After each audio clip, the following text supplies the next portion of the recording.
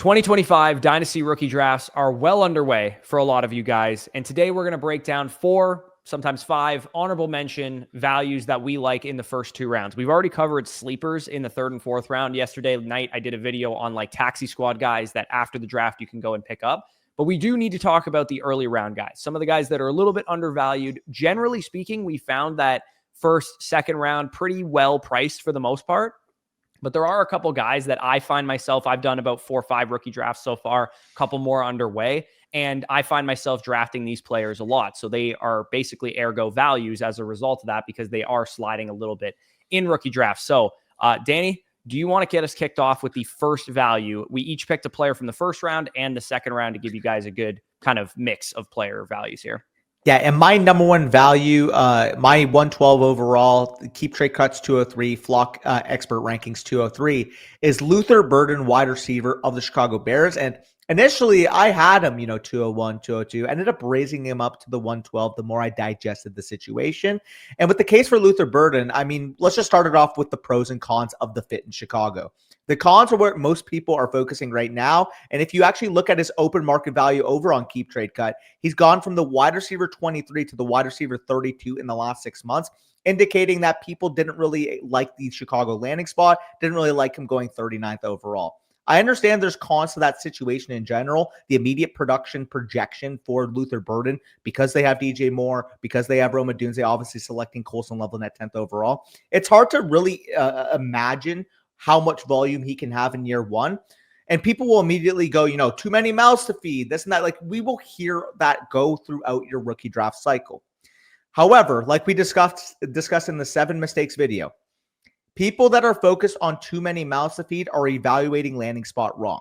What we should be evaluating instead is how that specific player fits with the scheme that they're drafted to. And when I'm pointing at Luther Burden's specific skill set, he is the exact archetype of wide receiver that will thrive in a Ben Johnson offense. And I understand, like I said, DJ Moore is still there. I'll talk about in a second why I don't really think that's going to be a permanent stance. Obviously, Colson Loveland goes before Burden in this draft. Rome Odunze is a big-time player. I understand that. However, he didn't land in a situation where there's a CeeDee Lamb. He didn't land in a situation where there's a Jamar Chase, a Justin Jefferson, a true alpha number 1 wide receiver. In fact, while Rome Odunze, Colson Loveland in the long term are very good receiving threats, if Luther Burden lives up to his upside, there is no reason why he cannot be this number 1 wide receiver for the Chicago Bears, especially, like I said, when you're looking at the archetype of wide receiver he is. Predominant slot wide receiver. What had the most success in the Ben Johnson offense over in Detroit?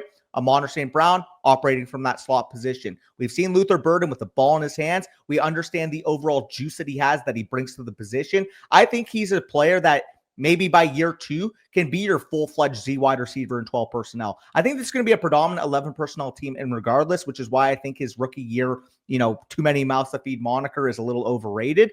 But when it comes to Luther Burden, I look at somebody this dynamic with the ball in his hands, and I trust both Ben Johnson and Caleb Williams, the 1st overall pick from 2024, to be able to get that out of him. In fact, when we go to what Ben Johnson has said himself, what we've been hearing this offseason is the lack of accountability from that 2024 team, specifically when it comes to no block, no rock, as Ben Johnson referred to. Who were the 2 wide receivers on the team last year? They weren't Luther Burden. No, they weren't. Again, the one thing I will say against the whole he hates the current guys there is that Burden had attitude issues. Yeah. So that's the thing that I don't really buy about this whole thing is I kind of guess and imagine that he's talking about DJ Moore and Cole Kmet with those things because DJ Moore noticeably gave up on plays and that kind of thing. I'm like, but Luther Burden's the saving grace for that. That's the one thing I don't really buy. I do the overarching sentiment here though is if he's going to fall in rookie drafts because people can't imagine how he gets targets, just invest in the Ben Johnson offense, invest in Caleb Williams taking a big step forward. And it's specifically the skill set in relation to what Ben Johnson wants to do on offense. What Ben Johnson tries to do is spread defenses laterally. Now you have one of the most creative playmakers in the open space in the draft added to your team. And on top of that, specifically Ben Johnson addressing Luther Burden, describes him as a stud, playmaker waiting to happen. And their draft call with Luther Burden is actually available on YouTube if you want to watch that. Tons of good insight there as well. Burden was my wide receiver 3 in the class coming into the NFL draft. Sure. When it comes to Emeka Egbuka, 19th overall pick, I'll respect the draft capital. I'll respect the long-term fit with Tampa. I think you guys have a really good infrastructure for him to develop. Matthew Golden, picture perfect fit for Green Bay. If you want to rank those two wide receivers over Luther Burden, I'm perfectly fine. But there's just no way I can take my pre-draft RB12 RJ Harvey over a guy like Luther Burden, or my pre-draft quarterback 4 Jackson Dart over Luther Burden, a guy that I had graded with a top 25 level talent. And in fact, as you guys can see from this trade on the screen, I actually made a deal where I drafted Luther Burden at the 202 in this league and then traded for Caleb Williams, Tua Tagovailoa, 2 first-round picks in exchange for Caleb Williams in that second rounder. I'm pushing all my chips on this Ben Johnson, Caleb Williams, Chicago Bears offense, and I think Luther Burden's going to be a big part of it. Yeah, like the tough thing about this tier of players is Caleb Johnson, RJ Harvey. If you need a running back at that 1-2 turn, you're probably going to go with those guys. If you need a wide receiver, I do have him over Jaden Higgins as well, who's probably within this tier, but probably slightly after Burden. And if you needed a quarterback, I don't think it's outrageous to take Jackson Dart over him. But like you said, I think if we're focusing more on what these prospects were pre-draft and the caliber of prospects they are, especially at wide receiver where landing spot doesn't matter nearly as much, the bottom line is he went to an offense that has got a creative enough play caller to be able to use him properly and hopefully to be able to develop him into a full-fledged, actual wide receiver. Because as of right now, he is a little bit more of a gadget guy, slot receiver, design touches dude. But year one, get him 700, 800 yards, couple big plays here and there. He's probably going to hold his value in Dynasty, and that's pretty much all that matters. Because like I said, for Emeka Egbuka, when we talked about him in a number of other videos, it's like we don't know what's going to happen in this situation long term. While Burden doesn't have aging wide receivers in his core, it does sound like DJ Moore, who's on basically the last year of guaranteed money on his deal, or at least dead money, could be on the way out. Cole Kmet probably not going to be there very long. It looks like the trio of weapons that Caleb Williams is going to be throwing to long term is Colston Loveland, is Luther Burden, and of course Rome Odunze. Again, that's a little bit too many mouths to feed, a little bit, but I mean, like you said, with the Lions offense, they were able to support an absolute stud like Amon-Ra St. Brown, a top tight end in Sam Laporta, and Jamison Williams. Again, they're going to ping pong weeks. They're going to yo-yo weeks, that kind of thing. You need to be all in on this offense if you're in on Luther Burden, and you obviously are all in on this offense. So yeah, at least you're consistent with it. I'm a little bit more hesitant. I'm like about halfway in between where you are and where the market is, because I'm actually still ahead of market. 202, 203 is not where I have him ranked. I have him 201. Yeah. So I have him at 112. I actually have right now a mini tier with Golden 11, Burden 12, and Caleb Johnson at 13, because I am in a position where if I'm at the 111, 112, and 201, I just can't personally take any of RJ Harvey, Jackson Dart, and Jaden Higgins over those guys. So I did end up making that a slight mini tier ahead. Yeah. And I think that's totally fair. I do have like a pretty mega tier with Caleb Johnson, with Burden, with RJ Harvey, with Jackson Dart, and with Jaden Higgins. And I have a mini tier with Golden and the 2 tight ends ahead of that range, just because of the immediate projection with Luther Burden there. And speaking of Matthew Golden, he is my player in the first round that I've actually drafted twice now. In 5 drafts, I believe, that have gotten to this point in the draft, I've drafted Golden in 2 of them. I took him at 109 2 days ago, or yesterday, whatever I did this. And then I also drafted him at 111 this morning. Matthew Golden, as we talked about a ton pre-draft, he just does what wide receivers who hit in the NFL do well, which is run routes at a high level, work all 3 areas of the field, generate plays after the catch, have good hands at the catch point. He's not the strongest guy in the world. Obviously, the production was the big bugaboo with his profile, and he had some drops, some zone coverage awareness, some things that he needed to clean up. But generally speaking, this was a rock-solid wide receiver 2 prospect in terms of what you could expect from him. I think he's just really good. It's not that he ran a 4.29 that I was high on him. I actually didn't move his grade at all when he ran the 4.29. I had the exact same grade on him before he did it and after he did it. You truly do have to watch the film to appreciate a player like this. The Packers all offseason have said, we need a number 1. We need a number 1. Their running back said, we need Josh a number Jacobs 1. said it, yeah. Yeah, literally. Everybody's saying that they need a number 1 receiver. They invest in a wide receiver for the first time since 2002 with a first-round pick. They've emphasized needing that number 1 guy. Jordan Love, perfect fit for what Matthew Golden does. 68 deep ball attempts last year. Despite missing some games, that was top 5 in the NFL. Top 5 in adjusted air yards per attempt with 8.8 as well. This is a dude that has 4.29 speed, can work all 3 levels of the field. He can run routes. He can cook you short. You look at his reception perception marks. He did really well on those deep, routes. Comebacks and curls were really the only issue that he needed some help with, which seems pretty correctable when defenses are going to respect your speed. 44th percentile against man needs to be corrected, but 77th percentile against zone is very, very strong. The best comp I can give you for what Matthew Golden is that he's this year's Ladd McConkey. You saw it on film with McConkey last year. You did not see it in the profile. The same is true for Golden. I would expect, especially in leagues where people are very analytically driven, box score driven. You and I play with a lot of people like this who are anti-Golden because he wasn't that great of a prospect on paper. You will get Golden at the 112, at the 201, at the 202. I've seen him go in all three different positions in 3 of my 5 leagues that I've drafted. I drafted him at 111 this morning, 109 yesterday. It's a very stomachable price when you're getting towards that 1-2 turn, and I have him ranked straight up at 109. Yeah, again, the difference for me would be I'd have the 2 tight ends higher, which if you But want if to you pick, don't need a tight end, I would take Gold. That's where I'm at with it. It's like, yes, I have them in the same tier. I would take Warren and Loveland if you needed a tight end over Golden. But if you don't need a tight end, which a lot of the times most people don't, I would probably just take Golden. And again, this isn't like a drafting for need type of thing, but it's a tier of players for me. My comp for him was quite literally a Stephon Diggs light. If he can add more physicality to his game, specifically as a route runner, because he is a little bit more finesse than you want to see at this point in his game. If he can mature with that aspect, fight through for some more physical press, he's already got that 3-level route running separation ability. Like you said, he is the exact fit that was needed in this Packers offense. I have Burden one spot behind Matthew Golden, even though I had Burden going in as the higher rated player, because I just think Matthew Golden to the Packers is as good of a fit as you could have possibly imagined for his skill set, even if he doesn't develop into a Stephon Diggs level player. Your comp for him was Jordan Addison. Why can't he be Jordan Addison for this Green Bay Packers offense, specifically with Jordan Love's deep ball tendencies? Yeah, and then Jordan Addison's 15 pounds lighter than Matthew Golden with the same concerns that Matthew Golden has, which is, you want to see a little bit more physicality and that kind of thing. But Golden has the size to be able to get a little bit better in that area. We see guys like this go in the late first round all the time. Maybe not the best profiles in the world. Zay Flowers, Ladd McConkey. Obviously, he went in the early second round, but he probably should have went in the late first round. Brandon Ayuk as well, another guy that had good physical tools and ability. And when you watch the film, you could really see it, but he didn't quite have the profile that you wanted to see. I think Golden is just the next guy in line. Sometimes these guys miss. I'm not saying he's a perfect prospect and the profile doesn't scare me a little bit. It does, but I think the film and the play on the field is good enough that it's warrants, 109, 110. And yeah, if Burden had got a better landing spot in the first round, he probably would be ahead of him for me, but I like the draft capital on. I had them very close pre-draft. So to me, it was a good tiebreaker. Yeah, I think that's perfectly reasonable. Golden is a player I'm perfectly comfortable taking in that back portion of the first round. You need a wide receiver. Maybe you're set at running back. Maybe you're set at tight end. Golden is a very good fallback option to have. My second player, and I guess we're just keeping the wide receiver theme because obviously we started with Burden. We go to Golden. We go to day 2. A guy that's being valued right now is the 305 on Keep Trade Cut, the 209 in the Flock expert rankings, is Kyle Williams of the New England Patriots. And Kyle Williams, going into the draft, was my wide receiver 9. He was your wide receiver 8. Obviously, lands 69th overall pick to the New England Patriots. And the fantasy ceiling here is specifically tied to my belief in Drake May taking that ascension to elite quarterback status.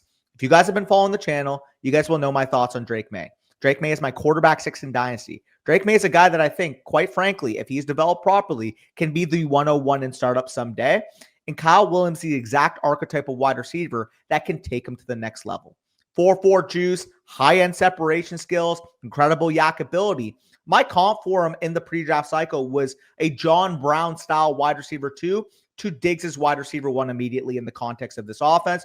And in fact, if you actually go to Dane Brugler of The Athletic, he called Kyle Williams his favorite pick for the Patriots in this draft.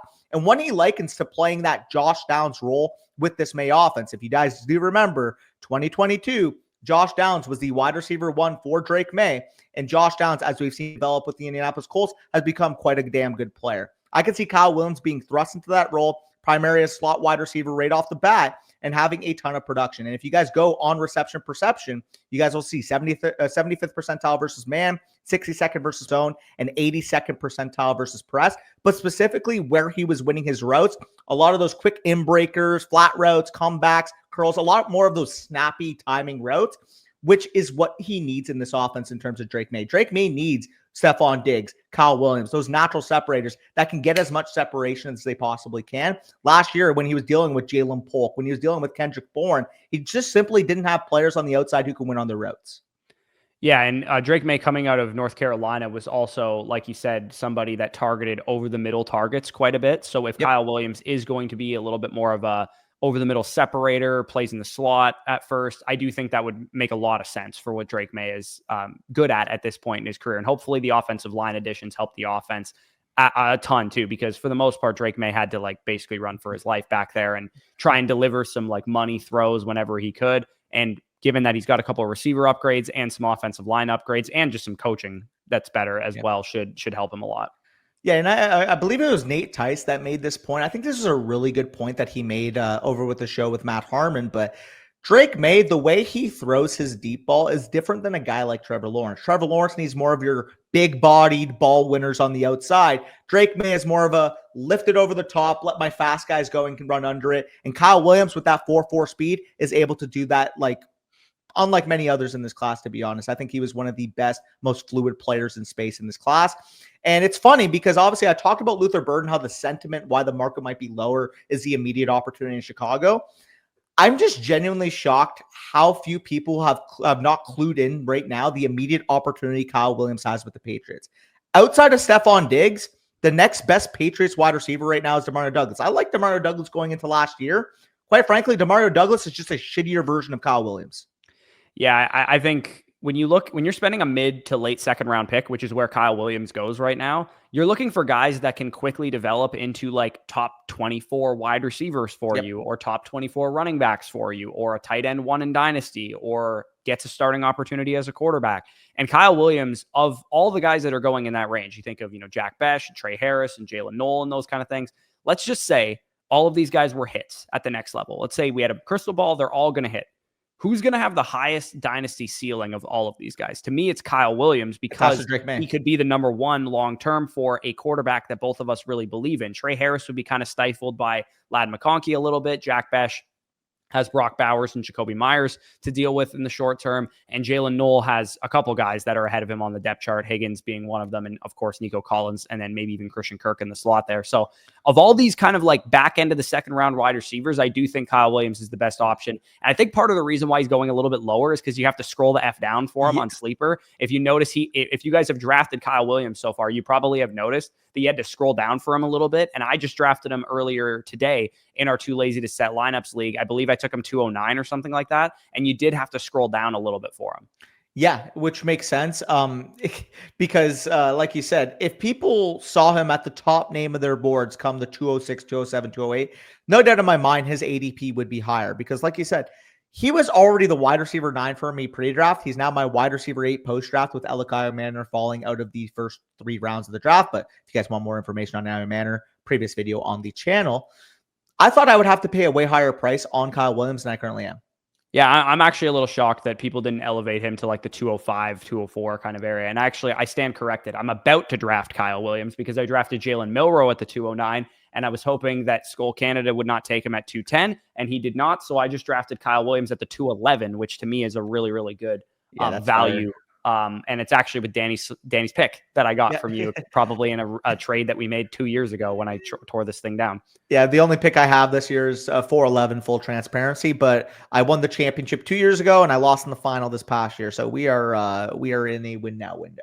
Yeah, and my team is starting to come to fruition because it was really garbage after we drafted this thing in 2023, and I tore it down and I shot for a lot of 2025 picks, and I'm seeing the fruits of my labor now, which is why we always say be preemptive on your rebuilds, because if I was late to it, I'd probably be starting to rebuild last year, midway through last year, and I wouldn't be nearly in the position that I'm in. Anyways, my number 2 value right now, who is a second round pick, and I've drafted, I think, 2 or 3 times already, including in this draft that we're talking about. I drafted him at 206, and that's Bhayshul Tuten of the Jacksonville Jaguars, a guy that I think, a week before the combine, 2 weeks before the combine, I called him the biggest sleeper in the entire draft, and then he went out and ran a 4.32 and had like a elite RAS score, and everybody was hip to Bhayshul Tuten after that. But he's going off the board at like 209 on Keep Trade Cut right now, and I have him ranked at 204, 205. And on Flock, he's also ranked around that same range. He narrowly missed day 2 draft capital. He was a top 3 pick of round 4. And in other years, that has been day 2 capital before. 104 overall. When James Conner was selected 105 in 2017, he was actually the last pick of the 3rd round. So at times, pick number wise, this could have been a day 2 capital player.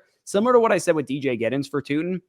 You don't typically get RB2 upside caliber prospects on day 3 of the NFL draft. Most of Tuten's comps were 2nd and 3rd round picks. You can see there Trey Benson, Devon Achane, Miles Sanders. Those guys all 2nd and 3rd round picks of the NFL draft. Right now, the backfield seems crowded in Jacksonville. You have Travis Etienne, former 1st round pick. Last year of his rookie deal, though. Tank Bigsby also had a nice season last year, had a breakout, performance or 2 here and there. Both talented running backs.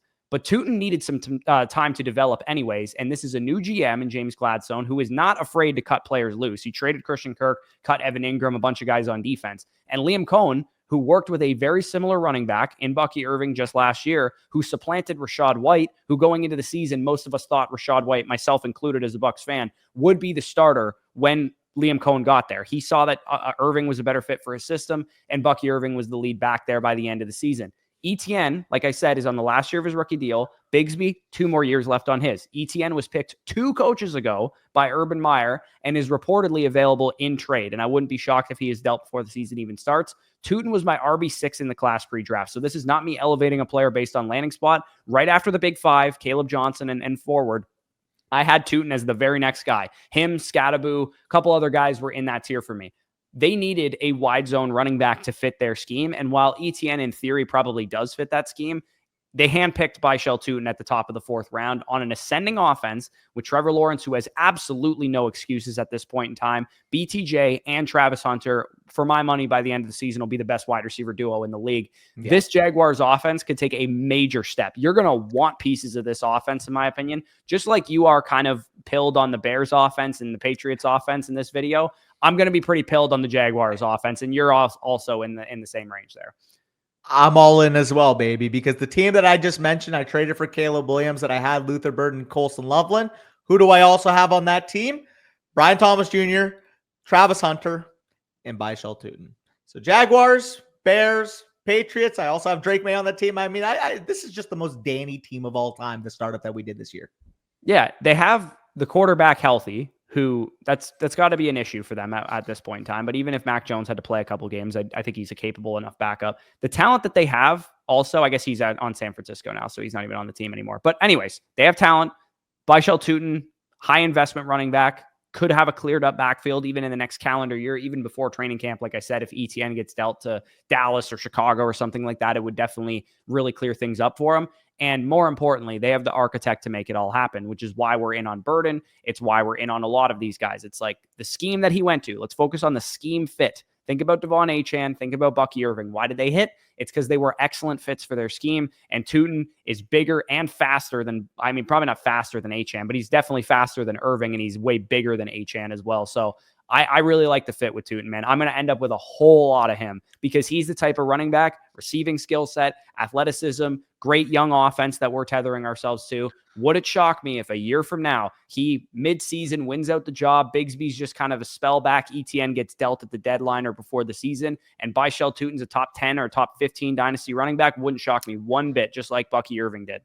Exactly. If I had the chance to offer you right now Bucky Irving from last year, being able to draft him at the 205, 99.99% of leagues, and the only 0.1% is maybe people that didn't see the email, would not take that deal?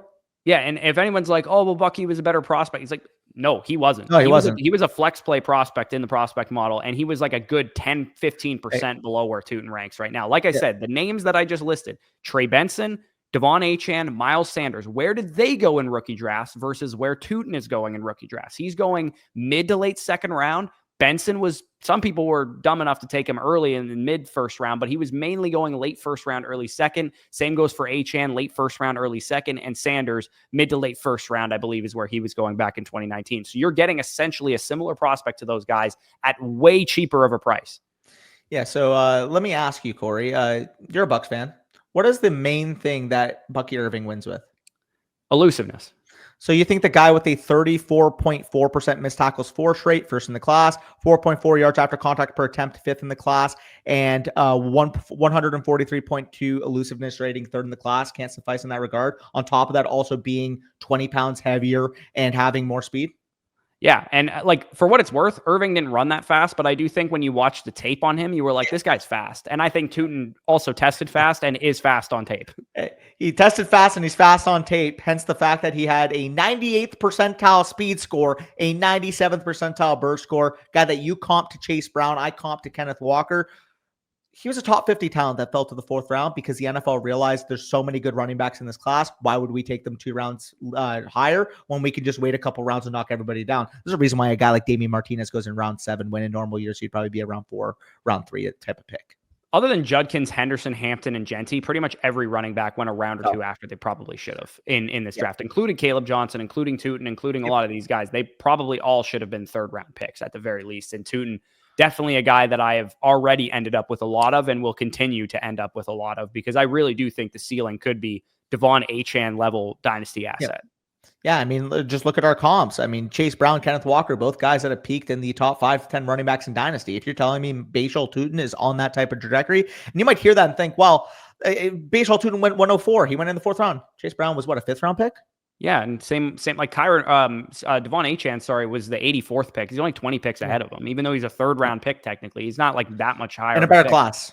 Yeah, in a better class, exactly. And you're getting him way later in rookie drafts. So it's like, okay, yeah, you don't have to take you had to take Devon Achane 1-2 turn. You don't have to take Tuten at the 1-2 turn right now. And the last guy that we can talk about really quick, just because his value will vary league to league, and he does play for the same team as Tuten. So this is just a glaze fest of the Jaguars, Bears, and Patriots in this video. But Travis Hunter, we've talked about him a million times. We would have talked about him at the beginning of this video, but I realize you guys are probably sick of us here and are talking about Travis Hunter. We're sick of talking about him too. We have him both ranked at 102. I would say the absolute latest he should go in every single rookie draft is 103, 104, depending on if you need a running back or whatever the scoring format. Maybe you could lean towards Hampton.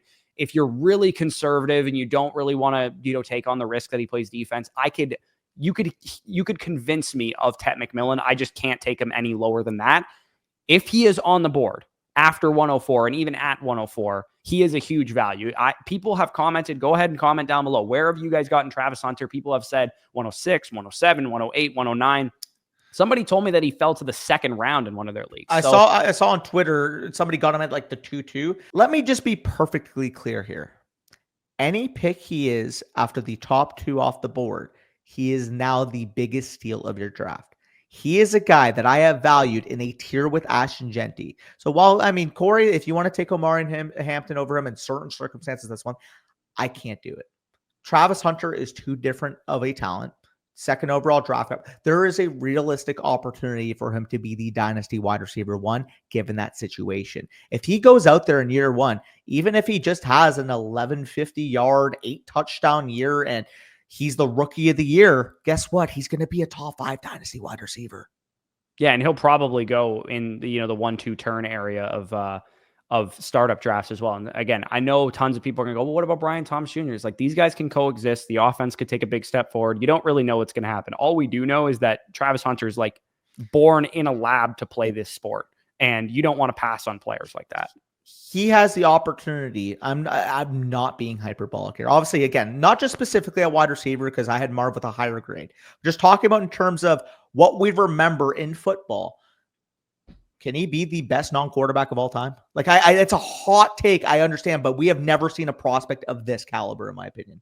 Yeah, and like, again, we don't know how much defense is he going to play. And that's fair. If you're a super conservative drafter, then don't draft him. But I frankly am okay taking the risk. And again, especially when he's not the 102 in your draft, like, you don't have to take that risk over Hampton or over McMillan. The reason he's like our honorable mention value is because he is valued appropriately in 99% of the leagues that you and I play in. I have not seen him fall beyond the 102 or the 103 in any single league that I've been in so far. But there are leagues out there that he will fall to 104, 105, 106, 107. At that point, it is completely baked in that he could play some defense. So for me, easiest pick of all time at that point in time. And if you guys are picking him anywhere outside the 101 in an IDP league, he's probably the best pick on the board as well. Yeah, and I understand people might have heard that statement, best non-quarterback of all time. Yes, I am being hyperbolic, but he is a type of player that I am willing to be hyperbolic with because, like I said, the movement skill set, the insulation of that situation now, having a quarterback I believe in, having an offensive scheme like Ben Johnson with Liam Cohen there that I believe in. Like you said with him and BTJ, there's no reason why this shouldn't end up being the best 1-2 punch at wide receiver we've seen in the NFL. We've also seen BTJ get out targeted and outproduced by a receiver. He literally played with Malik Neighbors skill set that Hunter has. Like, Neighbors is very similar to Hunter. Like, it wouldn't shock me if Thomas is the 1,200 yard 12 touchdown guy, but Hunter's 1,600 yards 8 touchdowns. Like, the skill set that they have is very complementary of each other. BTJ gets the red zone stuff, the big plays, and Hunter, like, similar to kind of even DK Metcalf and Jackson Smith and Jigba from last year. Why can't they be 2018 AB and Juju Smith-Schuster on steroids? Why can't Yeah. they? Why can't they? Chase and Higgins from last year, even too, can be a similar comp there where Chase is the hunter and Higgins is the BTJ. BTJ is a great player, don't get me wrong. He's But fantastic. I would not be shocked if 3 games into Hunter's rookie season, he's already better than BTJ. Like he's that good. Yeah, so it did take a lot of volume, I understand, from Ben Roethlisberger, but keep this in mind. This was a 16-game season back then. Even if you apply these numbers to 17 games, I think it would be perfectly reasonable. 2018 Pittsburgh Steelers, Juju Smith-Schuster, 111 catches, 1,426 yards, 7 receiving touchdowns. Antonio Brown, 104 catches, 1,297 yards, 15 receiving touchdowns. Both these players had 165-plus targets in that year. Why can't that be Hunter and BTJ given the context of this offense? Yeah, no, again, we could talk about Hunter all day. We already have talked about him a million times. Hopefully, we've beaten it into your guys' head enough that you guys see him on the board 102, 103. I'm calling the phones on when he's on the board 103, 104. I'm calling the phones. If you're picking 106, 107 or whatever, and you're hoping that he can fall to you, don't even test it. Don't risk it. Like, unless you are certain the other 11 people in your league think this guy's a predominant corner and value him in the second round, maybe at that point you stick and pick him at 107 because you already are thankful for that value. In 90+%, 95+% of circumstances, get aggressive. Unless you are certain the next person on the clock is not taking Travis Hunter, go and get that pick. That is my plea with you. You do not want to miss out on this guy. Yeah, I'm looking at my leagues right now. He has gone at 102 in every single one. I haven't seen him fall past the 102 in any single league that I've done. So people in the comments that say he fell to me at 104, 105, thank your lucky stars. Your league mates are that stupid. I'm just thankful that people haven't sharpened up to the fact that maybe we should start having conversations with him and Genty. I'm just thankful the market isn't there. Correction. Sorry. Someone was dumb enough to take Cam Ward over him in one league that I'm in. So he has gone 103 in one of the 6 leagues that I've had go past that pick. Yeah. So anyways, Hunter, league dependent, but definitely pick him if he is a huge value. And then obviously the other guys that we talked about. We could talk about more values that are like kind of micro values, because generally speaking, I will say this is pretty accurate valuation across the board. I think Genty's going 101 where he should. I think, Hampton's going where he should be going. McMillan's going where he should be going. Henderson, Ward, Judkins, and Igbuka. You could probably throw those guys in a hat to some degree. I've seen Ward go as high as 104, 105. He went 102 in one league, which I think is completely outrageous. But Henderson, maybe he goes one pick ahead of where he should, and he goes over McMillan in some leagues, but I would still take McMillan over him. Generally speaking, the first and second round are valued pretty appropriately. You don't see a ton of egregious values. We wanted to do a bust video, but we can't really find any. It's all pretty similar. We tried to do a bust video. I'm like, oh, great. Can't wait to talk about RJ Harvey. And I'm like, oh, consensus only has him like 2 spots ahead of where I do. Like that's not a bust, actually. Yeah, same. Like we were thinking, okay, RJ Harvey going to go 108 in rookie drafts. Like that doesn't really happen. Like maybe if you're in really casual leagues, he'll go that high. But for the most part, he's valued 201. I have him ranked 203. Same goes for Jackson Dart. It's like, okay, I probably wouldn't take him till 203, 204. He's valued 202. It's like, that's not a bust. That's a guy that if you needed a quarterback, you could take him that high. Yeah, it's like, oh, cool. You're at the 202. You have no quarterback 2 on your roster. Yeah, trade down 2 spots and get a third. Sure. In an ideal world, you can do that. But also, I mean, you guys have said this in a lot of comments. Sometimes when you're at 202 and the guy's there at 204, knowing that he's comfortable with anybody in that tier following, he has no motive to move up to the 202 and give you that value. Not to mention, he's probably already looked at your team and realized you're going to take a quarterback. Yeah. So he would say, well, okay, why would you trade down from Dart here? What if I just take him at the 202? Now what are you going to do? Yeah, and like you also might be like kicking yourself if you do that and he goes as well. Exactly. So again, generally speaking, the first and second round are pretty heavily valued. The only egregious ones that stood out to us were Kyle Williams, Bhayshul Tuten, and again, even the first round guys. I don't think Golden is egregiously undervalued. He's kind of going 111 to 201 for the most part, but I have him ranked at 109. So that's enough of a value slip that I'm going to end up with a lot of Golden as a result. Yeah, so similar with Burton. Again, like he usually will go on that 1-2 turn in the majority of leagues. I would argue he should be closer to that first end top 12 area rather than the 201, 202 like I usually see. But there will be specific leagues that people will say, oh, I would rather take, RJ Harvey, Jackson Dart, Jaden Higgins, etc. And then you end up getting him at a value of like the 205, 206. At that point, he's egregiously undervalued. Yeah, I think Every league I've been in Burden has gone either 201 or 202, except for Yeah. one where he went 203, and it's only because Harvey went ahead of him. Yeah. For the most part, everything has been pretty chalk in terms of Burden. So that one might not really apply to a lot of people's leagues, Yeah. but if he does slide outside of like the 202, 203, he's definitely a pretty decent value. But anyways, we're kind of just rambling at this point. If you guys enjoyed this video, leave a like, subscribe, all that good stuff. We will have you covered with more Dynasty rookie content, our Dynasty trade value charts, which will be this week or like the next coming days will be more geared a little bit towards veterans. We've talked a lot about the rookie class so far and helping you with your rookie drafts, but we are going to do a Dynasty trade value chart update so that you know if you're trying to trade away your 109, what veterans can you get with the 109, etc. And I think that's really important this time of year for people looking to trade out of the first round. If you have a lot of picks, trade down, etc. So we will have all that covered for you in the Dynasty trade value chart update. Flock Fantasy site subscribers, of course, will get access to that. So head on over there, use the promo code FSE, and you'll get up to there's 7 days for free, 30% off any of the packages. And you will get a free team review voucher, which we have a couple people who have submitted their reviews. We will go over those either tomorrow or the next day, I believe, in terms of we're going to do another live stream Dynasty decisions. You guys seem to really enjoy that. So we'll take care of all that stuff. But draft guide, prospect model stuff, trade value chart, trade calculator, everything is available on Flock Fantasy. Dynasty rankings, one quarterback, superflex, rookie, everything available there. Check that out if you're interested. But with that being said, peace out. We'll talk to you soon.